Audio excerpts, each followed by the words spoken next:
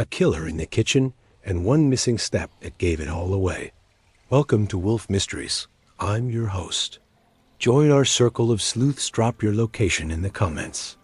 Your messages always spark a smile. I just settled into my office.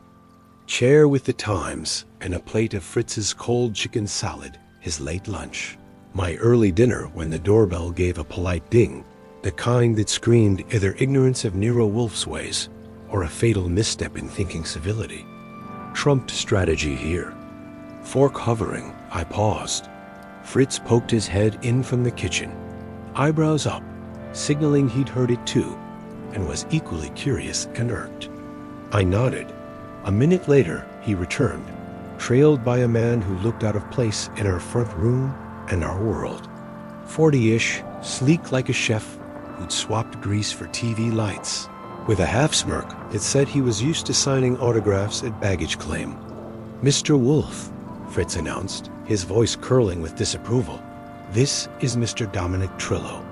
I swiveled for a better look. The name nudged a memory one of those TV culinary warriors with a knife line, sauce empire, and a book deal every 2 years. Trillo scanned the room like he expected a film crew behind the Persian drapes. "I appreciate you seeing me," he said. "I know this is irregular." From the red armchair under the globe lamp came a grunt, the sound of a seated deity reluctantly stirred. Nero Wolfe, a seventh of a ton with gravitational pull to match, didn't lift his eyes from Gastronomica spread across his desk. "Lap Archie," he said mildly. "See, if irregularity gear's now a valid form of currency." "Right," I said, rising. "Mr. Trillo, let's pretend you just knocked on the Vatican gates with a hamburger and a prayer. Why don't you start by telling us what you want?" Trillo sat stiffly crossed his legs like he'd been coached and leaned forward with the confidence of a man who'd once made V-kidneys seem erotic on a morning show. "I'm being blackmailed," he said. That was a good one. I glanced at Wolfe. His eyebrows didn't move, but I could tell he'd shelved the magazine in his head and wasn't fully tuned in. "Delightful," Wolfe said, still not looking at him. "And what delicious secret does the world not yet know infidelity plagiarism? A mother who'd ketchup to bolognese. I'm serious." Trillo's smirk wavered. 3 days ago, I received an envelope at my townhouse. No. Return address inside was a printed message: recreate what you stole, or we'll expose what. You killed. My brows went up. Cute poetic blackmail. Do we know what you stole, or who you may or may not have killed? No, Trillo said. And for the first time, he looked less like a celebrity chef and more like a guy realizing he was being served something he hadn't ordered. "That's why I'm here. I don't know what they're referring to. You expect us," Wolfe said, finally setting the journal aside and raising his mountainous gazebo. "Investigate a threat made with poetic vagueness, tied to crimes you cannot name." Trillo hesitated. "Yes, because this morning my sous chef found our test. Kitchen broken into, nothing was taken but a bottle of smoked clove oil had been moved. It's a signature ingredient." I saw Wolfe's eyelid twitch. I'd known the man long enough to know that if someone tampered with his spices, that counted as trespass. And I said, "Trillo's voice dropped last night.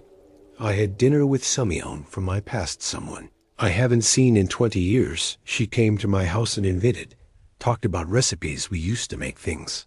I thought we'd forgotten. She left at midnight this morning. The break-in and the note, it haunts me." Name, Wolfe asked. Claudia Wren. Wolfe's eyes closed briefly. "I dislike culinary metaphors used in criminal context. They are frequently overwrought." He opened at his eyes. "But this, I accept, that surprised even me."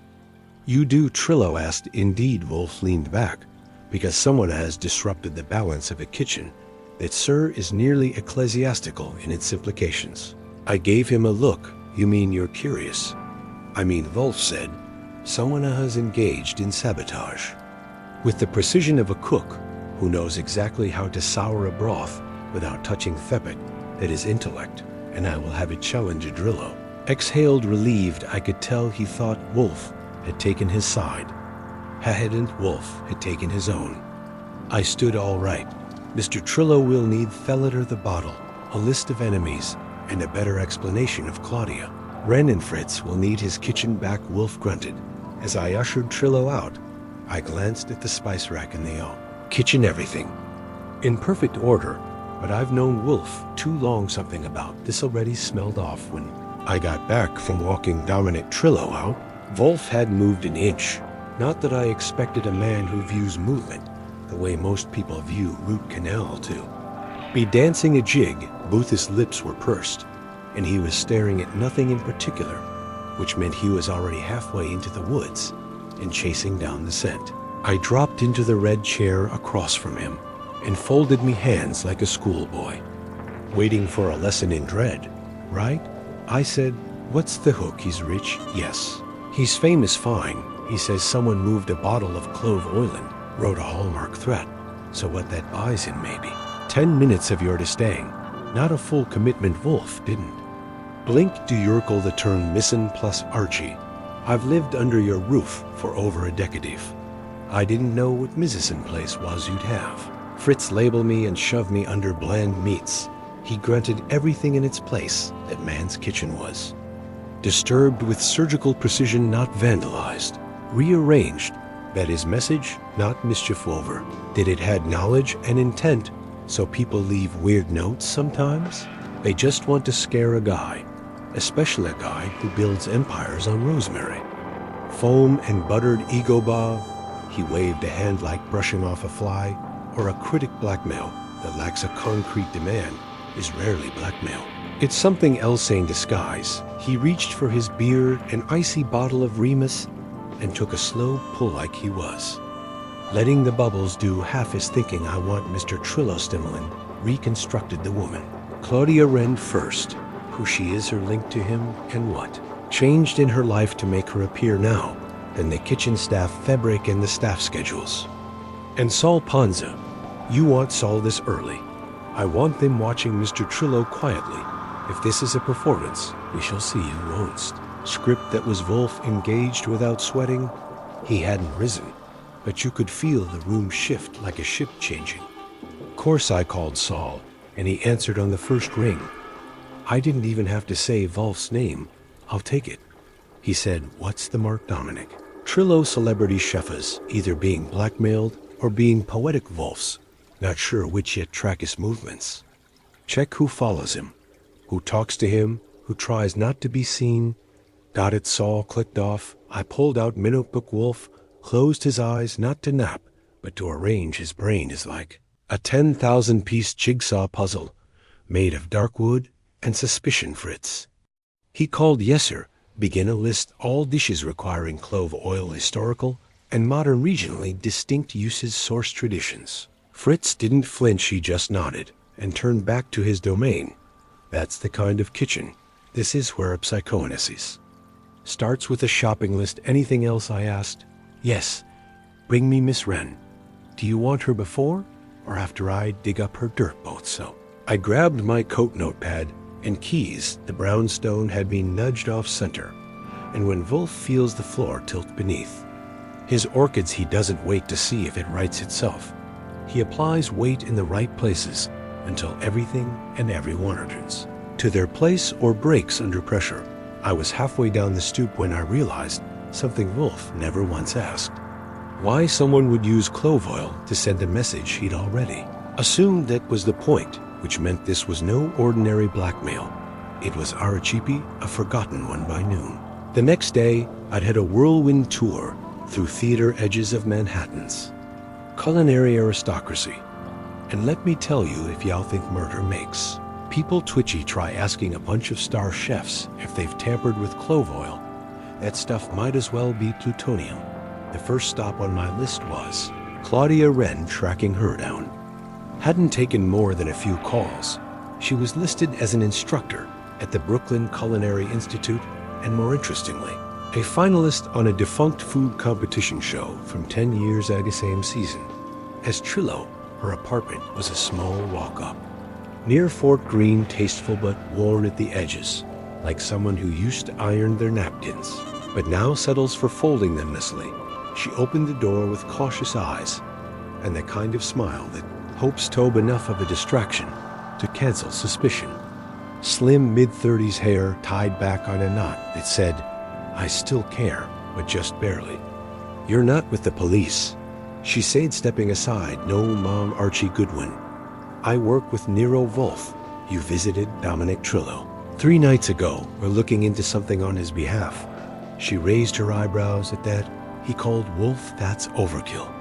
Even for Dominic, I followed her to her living room, was sparse, but curated books on regional cuisine, a couple old programs from chef festivals, a framed apron from a Paris internship.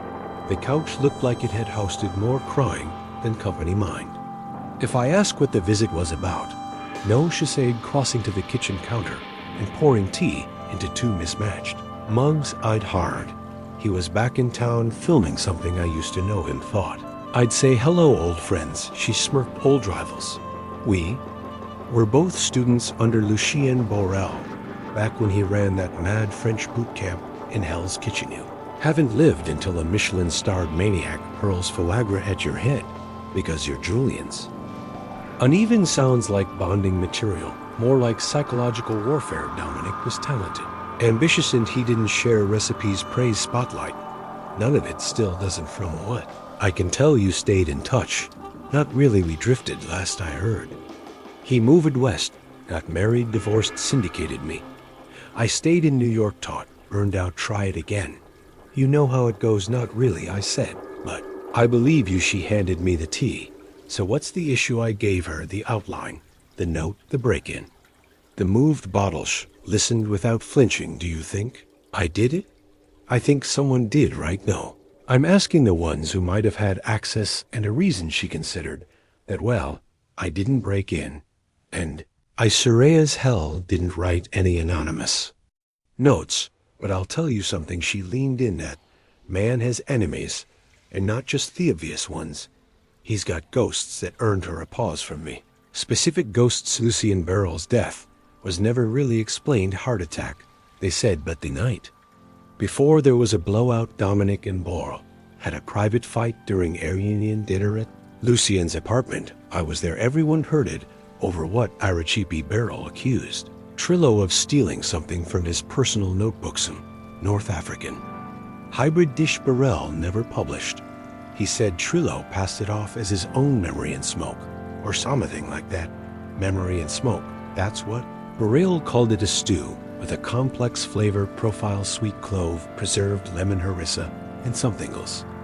No one ever figured out. Trillo went on to build his brand around it. That lined up. I'd seen Trillo's cookbook back in the car, a full chapter on smoke and spice. Anyone else there that night I should talk to? She nodded. 3 of us were at that dinner.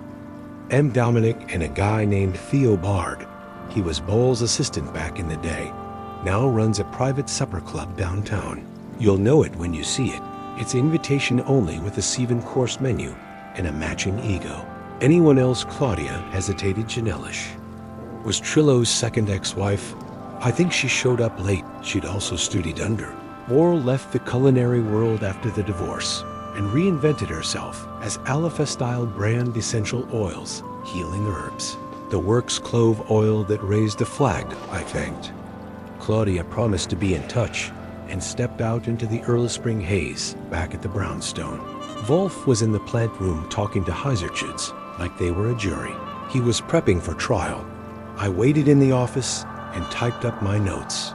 He came in 20 minutes later and poured himself a beer with monk-like deliberation report. He said 4 suspects, all from Borel's last dinner party. Claudia, our visitor.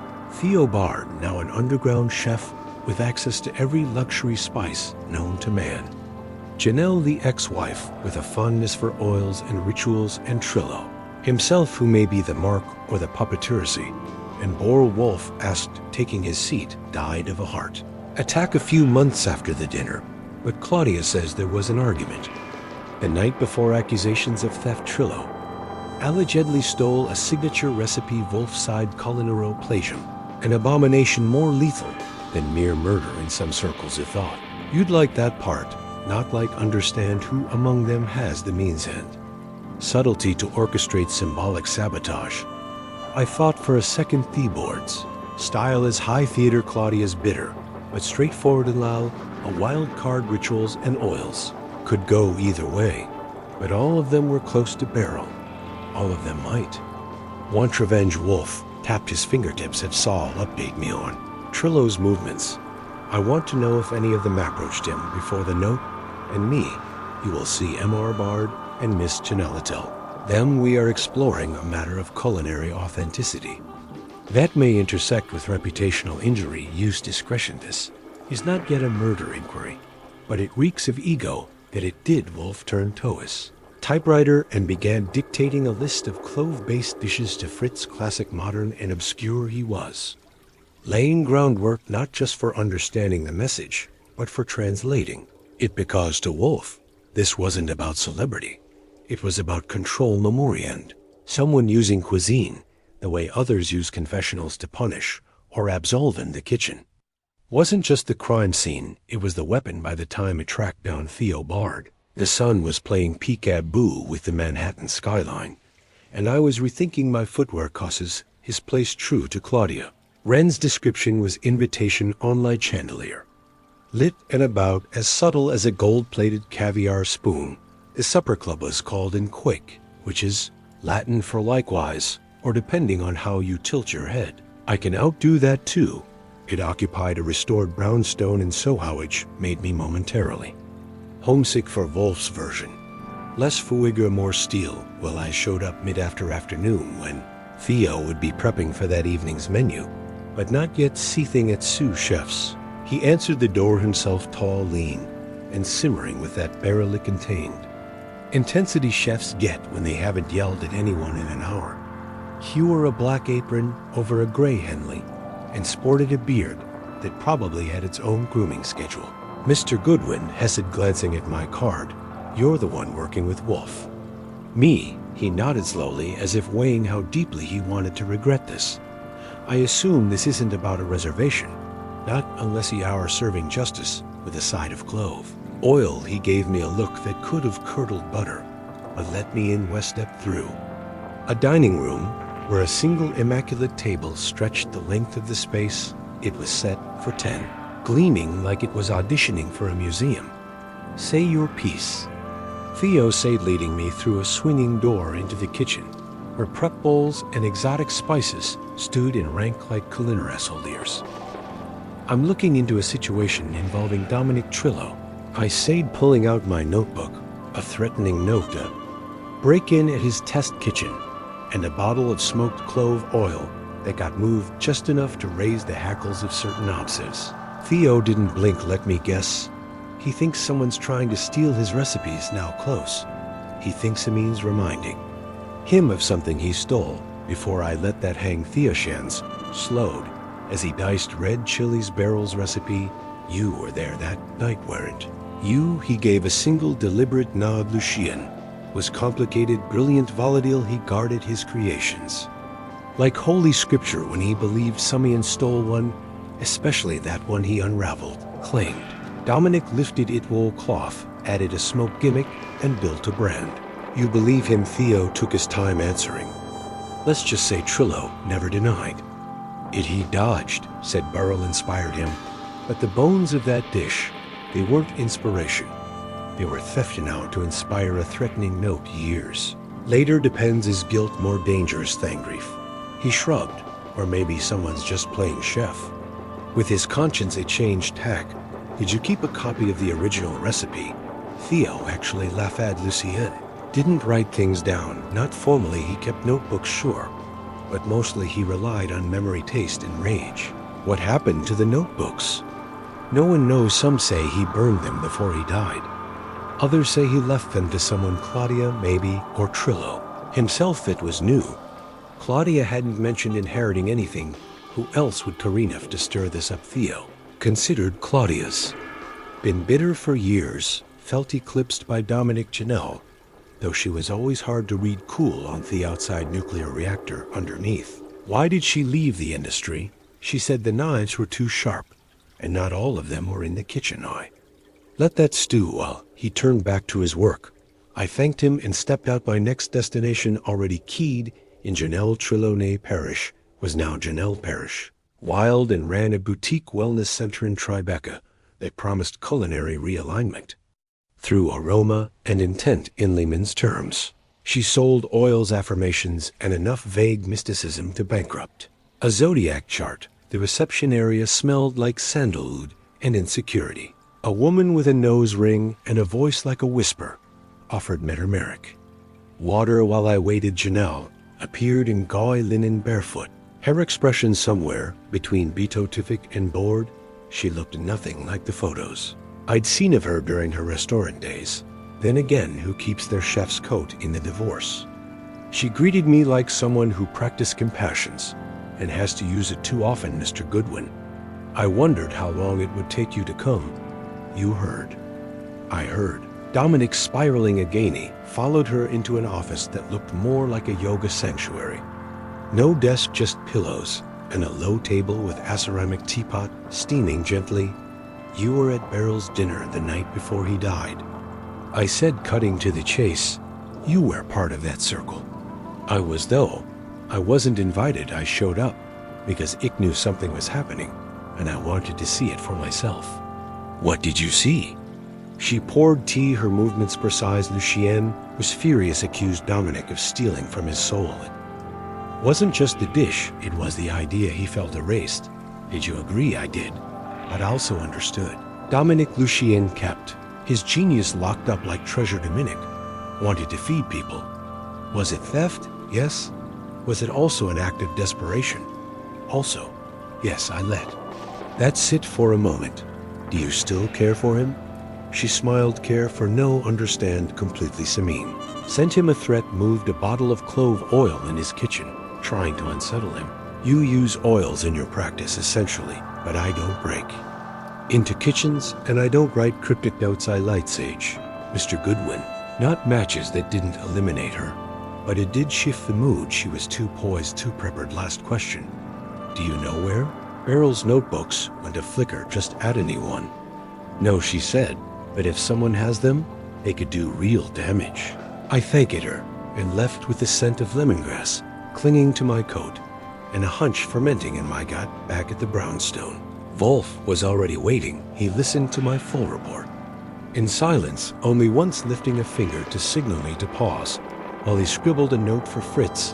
When I finished, he leaned back and laced his fingers over his considerable midsection. So, he said, we have 3 individuals who were present at a dinner that trusted a death and possibly a theft. All of them had motive to see Dominic Trillo unsettled, perhaps even destroyed. All of them have access to kitchens, to oils, and to history. I said. Wolfe nodded, but only one of them has begun to cook. With memory, I raised an eyebrow. Y'all think someone's recreating the dish. I think someone is inviting Trillo to remember and memory. Archie is more dangerous than invention. It cuts deeper. It burns longer. He turned to the phone again. Saul, I want him to look into Lucien Beryl's estate, see if any document changed hands. I want the truth of those notebooks. If they exist, they are the chaos. I picked up the receiver. Wolfe closed his eyes. Somewhere a recipe had been buried, and someone was setting the table 1 course at a time for justice served cold with cloves. The next day began the way all good mysteries don't quiet. Too quiet. Wolfe had barricaded himself in the plant rooms by 8 o'clock. Sharp mumbling turchids, like they'd spilled secrets, and Saul had gone dark while tracking the Beryl estate records that left me as usual in the enviable position of being the only moving part in a house that preferred inertia. I was halfway through writing my notes on Theobald, mostly to separate the facts from the high-concept seasoning, when Fritz knocked lightly on the office door and stepped in with a face full of silent alarm. Mr. Goodwin, he said, please come, something's wrong in the kitchen. Now you have to understand. Fritz saying something's wrong in his kitchen is the culinary equivalent of the Pope declaring there's graffiti in the Sion Chapel. I followed him fast. He led me to the prep counter where last night I'd seen a neat row of ingredients set aside for dinner. Now the row had been rearranged almost invisibly. On the little ceramic spice pots had been moved 2 in to the left. Another had a faint smudge along the lid, that hadn't been there before this jar.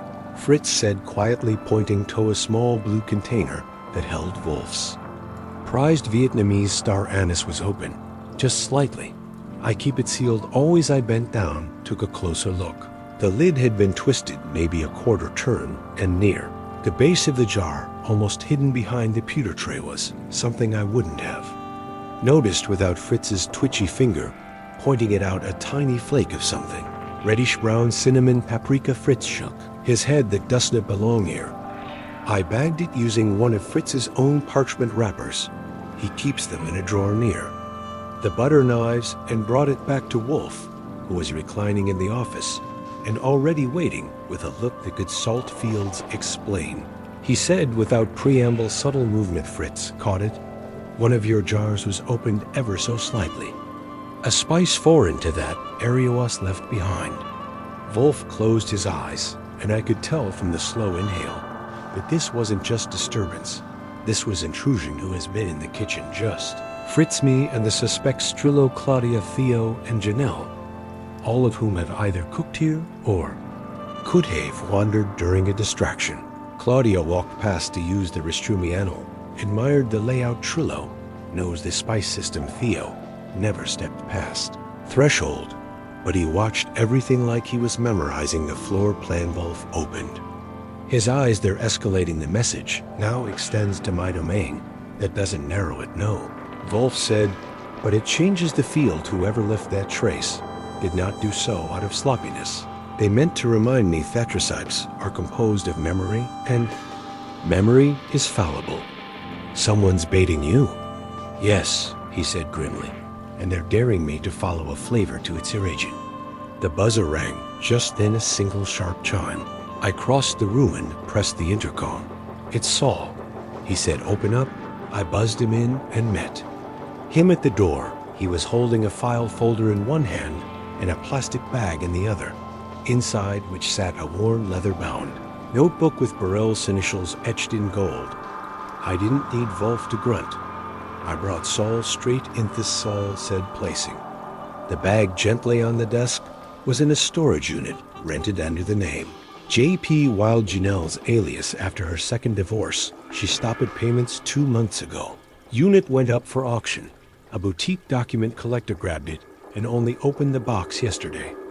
Wolfe didn't touch the bag. Hedges stared at it like it was radioactive, and inside recipes. Saul said, those and some sketches, tasting notes, and this. He pulled a photocopy from the folder. A full page labeled Souvenir de Memory of Spice. I translated it. Lists ingredients. Most are familiar, but a few pressed lemon resin, rose, ash, and black cloves apparent in common circulation. Experimental. Wolfe murmured, barrel waste, transposing the familiar into the forgotten. A mnemonic dish. Food is recall an edible confession, and someone thinks Trillo stole it. Not thinks, Wolfe corrected. No. And now they were cooking their own version. Layered teasing, part psychological warfare, part culinary revenge. I stared at the notebook, feeling its weight, even through the bag. Saul. Wolfe said, you will now expand your observation. I want every communication between the 3 suspects from the last 3 weeks, phone, email, visits. Something shifted recently. Someone acquired this book or learned of its location, and that catalyzed the threats. You believe one of them had this all along? I asked. I believe. Wolfe said, that guilt finds new expression. When a memory becomes concrete, this notebook turns speculation into evidence. It is a relic and a weapon. I handed Saul a fresh pad and a number of the Brownstown's Burnmore slips we use when Wolfe wants to stay invisible. Saul took them without question. That's the thing about Saul. He doesn't need motivation, just assignment. After he left, Wolfe finally leaned forward and gestured for me to sit. This person, our saboteur. They're composing something bit by bit. A dish, perhaps, or a sequence. Each element carefully placed. The note, the spice jar, the trespasser ready, are symbolic garnishes. Then what's the main course? Wolfe steepled his fingers. Exposure, a controlled detonation, but not through confession, through performance. You think they're going to recreate the recipe publicly? I think, Wolfe said slowly, they intend to finish what? Errol started Andundo what Trillo profited. From they want to reclaim authorship in their own words and their own dish. That's a hell of a stage play. It's also a confession one Trillo will recognize one only. He will taste and understand. Wolfe paused. But first we must provoke our cook. I straightened. How he looked at the notebook. We invite them to the table. What table? Mine. He reached for the phone. Tomorrow evening all suspects will dine here. Fritz will prepare 5 course each derived from the barrel fragments. We will serve the dish they wish to revive and then we will see who blinks when the memory is plated. That was Wolfe. No pistol, no chase, just ingredients, heat, and pressure. The next day felt like the calm before a very well-curated storm wall spent the morning dictating preference to Fritz's menu like an admiral planning a naval ambush with foie gras. He was careful not to replicate Burrell's souvenir de piece too precisely. After all, this wasn't about imitation. It was bait. The idea was to resurrect just enough of the dish to stir recognition in the guilty party. Memory was the accelerant. Wolfe would light the match. Weasant formal dinner invitations by hand, one to Claudia, Wren, one to Theo Bard, Andone to Janelle Parish Wild. Each card was sealed with a custom wax stamp Wolfe had made years ago for occasions of what he called dignified confrontation. He'd never used it before that, Alone told me. He considered this one personal Fedner was scheduled for 7:30 p.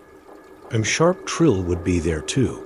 He didn't know it yet, but he was the centerpiece, the man who'd forgotten the recipe, or perhaps conveniently misplaced it by 5 o'clock. I had Saul's updated report in hand. I brought it into the office where Wolfe, looking freshly pressed and grim as Greek tragedy, was sipping his second bottle of beer. He took the folder without a word. Anything good? I asked. Yesh said, though good is not the word. He passed the report back to me. The highlights were plain. Claudia Wren had accessed the barrel storage unit once 5 months ago. No record of what she retrieved. Janelle had recently liquidated a personal account wiring money to a private chef service under an alias. Saul suspected she'd been testing recipes off the grid. Theobald had recently purchased 3 rare ingredients that corresponded Tolman's in Souvenir D, including rose, ash, and pressed lemon rind from a French Spuss importer. Wolfe had once blacklisted for price gouging. That's not just memory, I said. That's reconstruction. Exactly, Wolfe murmured there, all circling the flame. The only question is who intends to burn. By 6:30 Fritz was plating course number 1, a chilled carrot consumed with hints of cumin black garlic and a mist of clove oil served under glass. When I say mist, I mean it. Fritz had rigged a diffuser to release a tiny bloom of clove. The moment the dome was lifted, Wolfe didn't want them tasting it. He wanted them remembering it at 7:12. The bell rang. I answered Claudia. Wren stepped inside in a dark green cocktail dress that somehow said grieving widow and competitive finalist at the same time. She handed me her coat with a side. A minute will be here. She asked. Yes? I said eventually. She gave a tight smiley. Of course, Theobald arrived. Next, immaculate black suit, pocket square, few whole thing. He looked at the dining room setup, long table, dim lighting, soft jazzin'. Nodded, impressed. Ambiance is adequate. He said, very theatrical. I'll tell Fritz you approve at 7:26. Janelle swept in all silk and lavender oil. She glanced at Claudia and Theo with the serene detachment of a woman about to watch 2 ex-lovers fight to the death on a floating bridge. Wolfe emerged precisely at 7:29. No cravat night, but still every inch the emperor of West 35th Street. He gave no greeting, just sat at the head of the table and gestured toward the seats. You will each find a place card, he said. Please respect it. They did. Claudia to Wolfe's left, Theo to his right. Janelle opposite. The symmetry was unsettling, even more unsettling. No one asked what this was all about. They knew. At 7:33, Trillo arrived, flushed, tense. Overdressed. A sheen of sweat along his collar suggested he'd either joged or was under more pressure than he let on. He took the empty seat nearest Janelle. and said nothing. Fritz served the first course in silence, the consumer beneath a bell. Jar of glass as each guest lifted the dome, the clove mist rose. That was when it happened. Claudia froze. Janelle blinked just once, but slowly, and Theo narrowed his eyes, like someone trying to remember the first time he ever tasted regret. Wolfe watched them all. He didn't eat. He didn't speak coarse. Twoa smoked lamb tartar with preserved lemon, one of Boral's unfinished concepts. Fritz had adjusted the ratio just enough to make it taste both familiar and jarring. Course 3, a palate cleanser, saffron ice in a hollowed lime rind, topped with rose water and black salt. Course 4, the main event, braised pigeon in dark spice glaze, clove forward slightly, sweet with a whisper of cumin and black sap. Fritz had tested Theracide 8 times before settling on this exact balance. It was evocative, but not precise. A tribute, not a forgery. Therum had gone silent by then. You could hear cutlery against porcelain like it was code. And then during the 5th course, coffee and orange blossom sponge. Claudia put down her fork. "This is cruel, said softly. Wolfe finally spoke. "Is it you brought us here to accuse someone?" "No." Wolfe said, "I brought you here to remember." Theo leaned forward. "Remember what exactly? That Beryl died, a bitter man that Dominic built. A brand on ghost recipes," that Wolfe said. "And more, I suspect. One of you has been attempting to reconstruct souvenir gear piece as an act of reclamation, not for profit, not even for exposure, for justice." Dominic stiffened. "You think someone's going to publish it?" "No," Wolfe said, eyes on him. "You think someone plans to cook it publicly, perhaps as part of a demonstration or an underground meal. They will not say it was Boral. They will show it." "Why now?" Janelle asked. "Because now," Wolfe replied, "the notebooks have resurfaced. Because now you have the ingredients, the memory, the motive." Theo stood. "This is absurd." "Sit," Wolfe said, not loud, not forceful, but immovable. He did. Then Wolfe turned to me. "Archie, I rose 3 weeks ago. Someone attempted a privateer construct, ordered ingredients, contacted rare spice importers, used a dummy account linked to a known alias. That meal was served, and that service is linked directly to one of you." He let it sink in. Wolfe leaned forward slightly.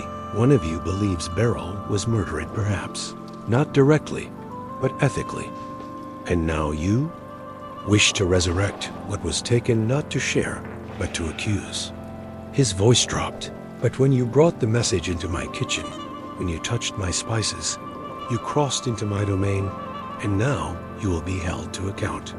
He pushed back from the table. "Tomorrow morning, I will summon you again.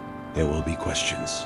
There will be clarity, and someone will confess, not with words, but with what they chose to cook." The table broke in silence.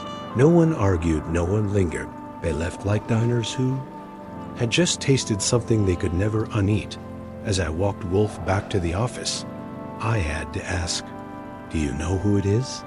"Yes," he said. "Will you tell me?" He gave me a look. "Would you enjoy it?" "If I did, I considered maybe, but not as much as watching you do it in the office, with everyone sweating under the ceiling fan precisely." By 9 the next morning, the brownstone had resumed its usual rhythm, precise and about as emotionally expressive as a chessboard. Fritz was in the kitchen polishing silverware with the quiet fury of a man whose spice rack had been compromised. I was in the office prepping for the confrontation. Wolfe had promised, and Wolfe himself. He was seated in his chair, motionless like a thundercloud, renting to be a sofa. He hadn't spoken much since the night before, which told me he was loading ammunition for Wolfe verbal warfare. Took planning words. Had to be as calibrated as any Sewell, and now he had his suspects: Claudia Wren, Theo Bar, Janelle, Parrish Wild, and Dominic Trillo, whose role in the affair still hovered somewhere between victim and thief, depending on the seasoning. At 10 sharp, I placed the calls. Each of them was summoned, not invited, summoned to the office at noon. No theatrics. This time, no food, no pretense. Just 4 chairs facing Wolfe's desk like students awaiting expulsion. At 11:40, Saul Panzer, Arrividum Caracolis des early. He handed me a folder with the last of his dig. Anything good? I asked you'll want to read that he said there's a timeline. Wolfe should see he didn't stay Saul hates Thier. He prefers verdicts. I skimmed the notes, phone records, an anonymous purchase. Order traced to Claudia's IP, an encrypted email sent from Theo's domain to a burner service he registered in Europe, and a curious receipt from an event planning firm under Janelle's name for a pop-up dining experience scheduled 3 days from now theme. Memory and identity threat taste.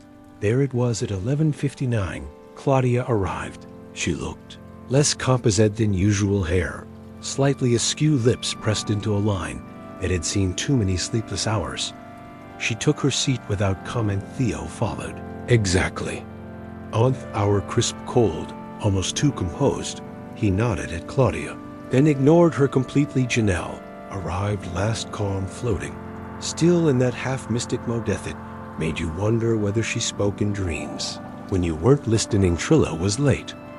Wolfe didn't comment on it. At 12:07 the bell rang. Ianswe Domik stood there disheveled and breathing a little harder than usual. He stepped inside like he expected a firing squad. Sorry. He muttered, no. I said you're right on time for a reckoning. He ignored it, brushed past me, and took the last seat. Wolfe let the silence bloom, hestered at them, one by one slowly, with that lean gaze that made you feel like a particularly disappointing page in a first edition, Mr. Trillo. He said at last, you received a threat, a vague one. You claimed to be unaware of its origines. It's still true. Trillo nodded. You were the only individual with motive to fear the resurrection of Barrel's recipe that makes your innocence improbable. However, your incompetence makes your guilt implausible. That earned a few flickers of reaction. You are a man woe. Forgot the recipe, Wolfe said, which is to say you discarded the memory you consumed it, monetized it, dismissed the man who gave it to you. And now someone seeks to reverse that erasure. He turned his gaze on Claudia. Miss Wren, you retrieved a box from Astrid's unit 5 months ago. It contained Ariel's notebooks, yet you did not act immediately. Why? Claudia stiffened. I didn't know what to. I didn't plant this. I just wanted to see them to know if he really kept the records when I saw the recipe. I panicked, and so you shared it. She froze. But you gave it to Suminer, showed it, perhaps to gauge reaction, perhaps to conspire. You had motive. You also had restraint, too much restraint to plan this alone. He turned to Thea. Bard, you purchased 3 rare ingredients associated with the recipe. You made contact with a server that hosted encrypted culinary discussion boards. You planned a menu that resembles souvenir depth. Theo scoffed. So now it's illegal to cook. It's suspicious, Wolfe said, especially when your dish mimics a dead man's lament. Theo leaned forward. That man was my teacher. He was our teacher. You think this is about revenge? It's not. It's about legacy, preserving what he was too proud to publish. Wolfe didn't blink. So you Wolders erect him by what? Rebranding his ghost? Then he turned to Janelle and Sparish Wild. You reserved a venue, arranged a private event, hired staff, labelled the evening. Know it, you would recreate the guilt, force him to recognize what he buried, a culinary haunting. And why not? She asked softly. He stole from all of you, not just Lucian. He left wreckage in his wake. Claudia's career, Theo's integrity, mine. He erased. U.S. to become him. You speak of justice, Wolfe said, but this was sabotage. It was art. She replied, memory as flavor, identity as performance. Wolfe grunted, nonsense. It was vengeance in Arakan. Then he looked at Trillo. You, Mr. Trillo, were the catalyst. Your career stands on the bones of a forgotten man's mind. You are not blackmailed. You were warned not to confess, but to remember. Trillo shifted. I didn't know, not really. I thought Barrel's recipe was unfinished. Just notes. I took the idea, not the details. That, Wolfe said, is theft. Noteless silence, thick, unbroken. Then Wolfe stood slowly. I have what I need. I shall be contacting the press regarding the rediscovery of Borel's lost work. I shall name each of you. Claudiawo preserved, Theo, who researched, Janelle, who curated, and Trillo, who plagiarized. You can't do that. Trillo said, rising. Ike and Wolfe said, and I shall turned his bulk away from them. The conversation was over. They left in Stonyquid. I followed Wolfe back into the office and shut the door. You're no truly giving it to the press? I asked. No, he said, but they believe I mightn't. That is sufficient. So what was the point? To balance the ledger, Tonsha the recipe, and the man behind it, I remembered accurately, not through profit, through principle. And the guilty party, all of them, he said, in degrees, but it was Janelle who orchestrated. The escalation she moveth jar. She left the note she hired the ghost staff, but without Claudia's notebooks and Theo's ego, it would have come to nothing. So justice is divided, Novolf. Said it is distributed, he sat again, reached for his beer. I abhor theft, but I detest more, is the idea that memory is malleable, that it can be twisted to fit ambition. I nodded, and no.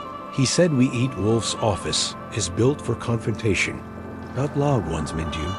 No shouting, no dramatics, just polished silence. Book-lined walls and fewed of truth pressing down like humidity in August.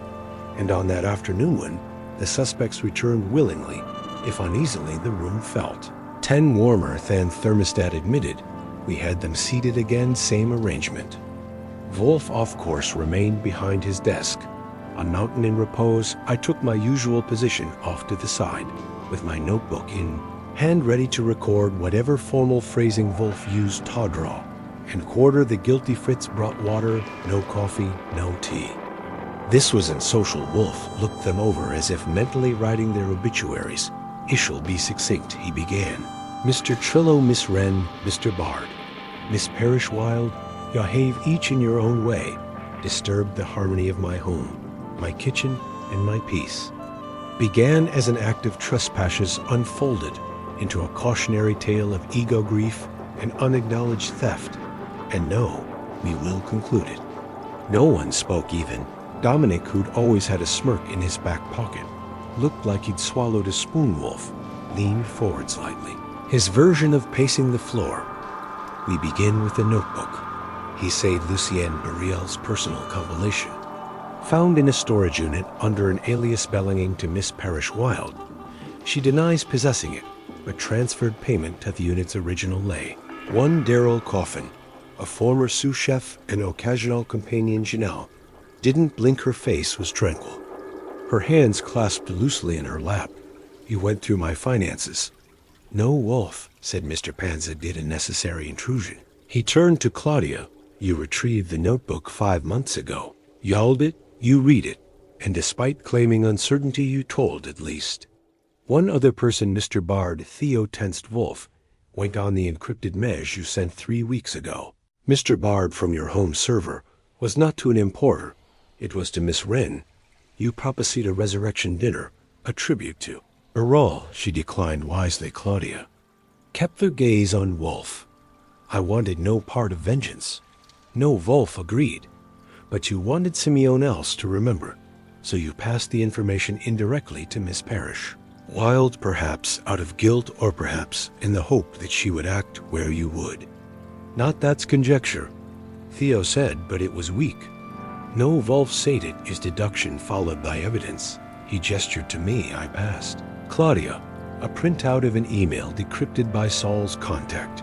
A copy of a recipe sketch souvenir to Epis, annotated in Claudia's handwriting, forwarded to a Burner account, registered by a user calling themselves Reveny. Theo looked away. Claudia's face broke for just a second, enough for Wolfe to continue. Miss Parish Wild took that fragment and turned it into something else entirely. A staged event, a public unveiling, thinly disguised as an immersive culinary experience. You arranged for the venue. You hired staff, you prepared courses, and you made the deliberate decision to echo not just Boral's work, but his style, his sequencing. Even his philosophy. Janelle spoke for the first time. I wasn't trying to hurt Dominic. I was trying to show the truth, that the dish didn't belong to him, that it had a past. You failed, Wolfe said. Beckus, you stopped at symbolism. You chose sabotage over clarity. You left a note with no demand. You moved a spice jar with no theft. You wanted guilt without accusation. He looked at Dominic Trillo. And you are guilty. Dominic stood, you have no proof. I stole that Recipinone. It wasn't in the book, just sketches fragments. No, Wolfe said. The proof is not in ink, it is in you. You built it many years ago. Around flavors you pretended to invent, you rebranded a memory and filed it under trademark. But what you forgot is that taste once known cannot be erased when misperish. Wilde served you the echo of that dish. You recognized it. That recognition was your confession for that not Dominic started. But Wolfe raised a hand. I care nothing for legalities. You will not be sued. You will not be jailed. But you will be remembered.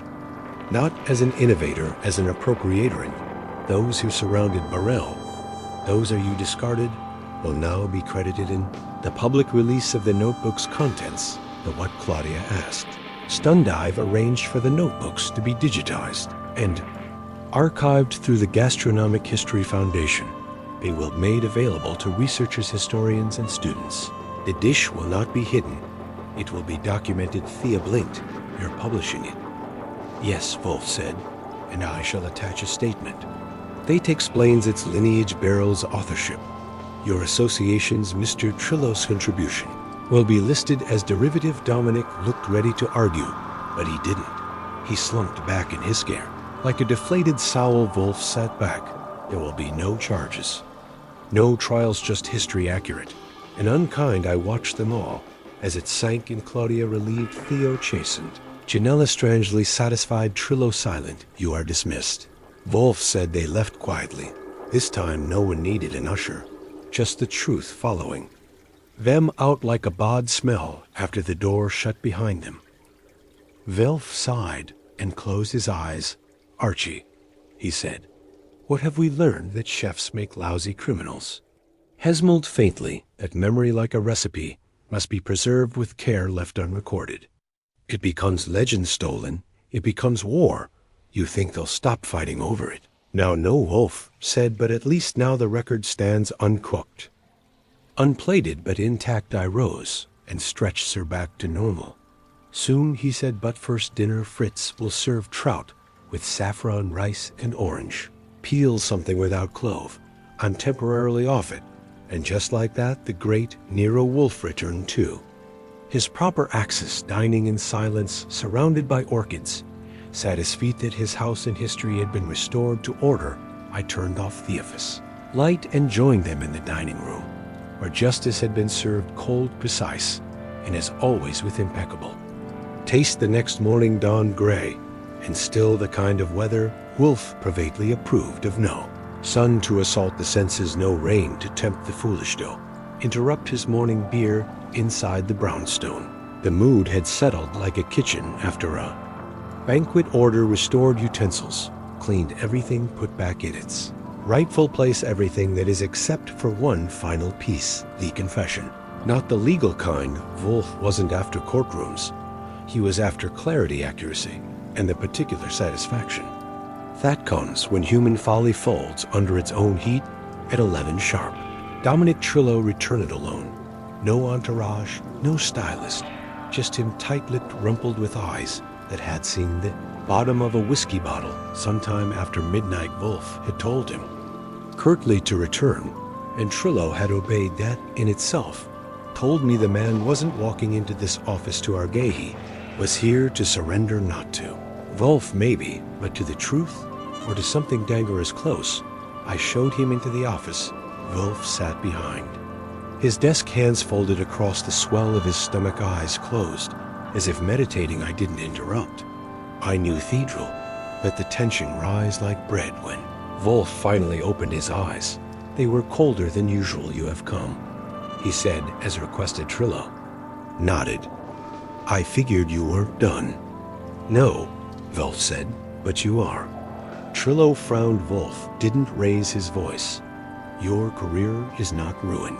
Trillo, your empire, such as it is, will survive. Your audience largely compressed off aspirational diners with no knowledge of culinary provenance will forgive. Yathi may not even notice, but those who do know, those who trained with Barrel, those who read, those who remember, they will never see you the same again. I didn't kill him. You know. Trillo said suddenly, of course. Not Wolfe, replied you. Simply erased him that shot. Trill up Wolfe continued Boral was not a kind man, but he was a precise one. His ideas, like Heist's ingredients, were intentional. He did not share them lightly. You took something had not finished, and you finished it without him. I built something, Trill said defensively. I made it better. No, Wolfe said. You made it profitable. That is not the same. Trill sagged into the chair across from Wolfe's desk, elbows and knees. He wasn't going to do anything with it. He wrote things down and then let them rot. What's the point of a recipe? No one gets to taste the point. We fit. It was his silence. No one moved then. Wolfe gestured to me. I handed Trillo a folder inside a print out of the digitized souvenir. D recipe Burrell handwriting annotations sketches the original. I'm giving this to the Gastronomic History Foundation. Wolfe said it will carry Burrell's name, not yours. That is not revenge. That is correction. Trillo flipped through the pages, and I watched as something broke in his face. Maybe regret, maybe just fatigue. I used to think, he said, that if you cooked something right, it didn't matter where I came from that. If it worked on the plate, it was good enough. It may be enough for the plate. Wolfe said, but not for the record, and certainly not for the man who died, believing his memory had been stolen. Trillo sat back staring at the ceiling. I didn't think anyone would care. They always care. Wolfe said eventually, after a long pause. Trillo said, what happens now? You will go, Wolfe said. You will not challenge the Foundation's publication. You will not attempt to reinterpret the dish in the future. And you will, when asked, say anything, just fade out? No. Wolfe said, fade back. Trillo stood folded, the folder under his arm, and nodded, not in agreement, but in exhaustion. I owe you a fee, he said. Wolfe waved a hand. Your guilt was payment enough. Trillo left. We sat for a long moment in silence. The sound of the street muffled by thick curtains and thicker thoughts. Finally, I said, so that's it? Yes. No one arrested, no lawsuits, just a little verbal flaying and a historical correction. Precisely kind of elegant. Wolfe looked at me. Justice is not always spectacular. Archie, sometimes it is quiet, but it must always be precise. I nodded. So what now? We go back to orchid feedings and egg time. It's Wolfe reached for his beer. We restore our sanctum. We close the book well at the stew cool. I grinned, and we keep the clove oil under lock. Wolfe gave Thebrist hint of a smile. Later that day, I placed the call to the Foundation, arranged the scans sent over the files. Boral's name would be proper listed, his legacy properly archived, and somewhere out there Claudia Wren would cook again, Theobald would lecture again, Janelle would move on to some other flavor-based reckoning. In Trillo, he would still smile on TV and stir sauce and sell cookbooks, but always with the lingering knowledge that somewhere someone could read a recipe and know exactly where it came from. That, Wolfe said. Later over dinner was the mustangering kind of punishment, not disgrace, just being known. It was 3 days later when the brownstone finally exhaled the notebooks, or with the Gastronomic History Foundation. Claudia Wren had submitted a formal statement of provenance, noting that she recovered them unintentionally during a personnel property dispute. Wolfe had helped word it strictly for clarity, not to cushion her guilt. The Foundation's response was prompt, congushing. They would digitize it, pages, and dedicate a featured archive to Lucien Burrell's work. The name Souvenir du Piece would finally appear in public, annotated with his notes register, with its full ingredient list, and cited without Dominic Trillo's name. Wolfe called it restitution.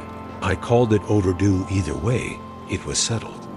Theobald returned to his supper club with a leaner menu and a sharper awareness of authorship. Janelle canceled her pop-up memory dinner before it launched, and Dominic's PR team went into full damage control mode, spinning the discovery off Bell notebooks as a humbling moment of reconnection with his roots.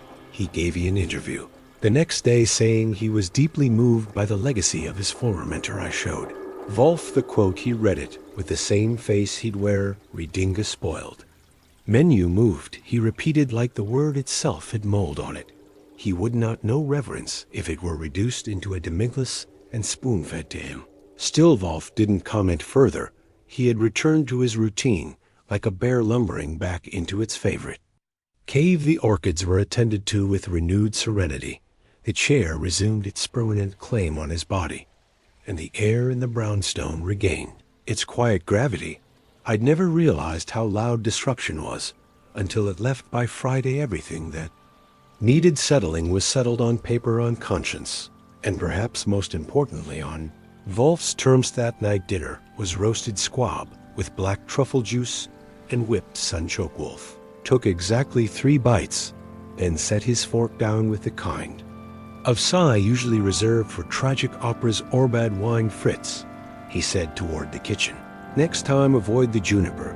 It obscures the bird." Fritz from behind the swinging door replied with the dignity of a man whose source had just been critiqued by the Grand Inquisitor. "Yes, sir." I topped off Wolfe's beer and sat across from him, my appetite considerably less shaken. I figured he'd earned a little reflection, so I said, satisfied. Wolfe grunted. "Don't be coy. I said you won. You didn't move more than 3 feet the whole time, and you dismantled a culinary Cold War. I do not gloat." He said, "No." I said, "But you do smirk internally with your organs." He gave me a look, then lifted his beer. "What they wanted," he said, "was acknowledgement. They did not seek punishment. Only history and Trillo." He wanted forgetting, Wolfe said, "but memory is the only kitchen where justice is ever truly served.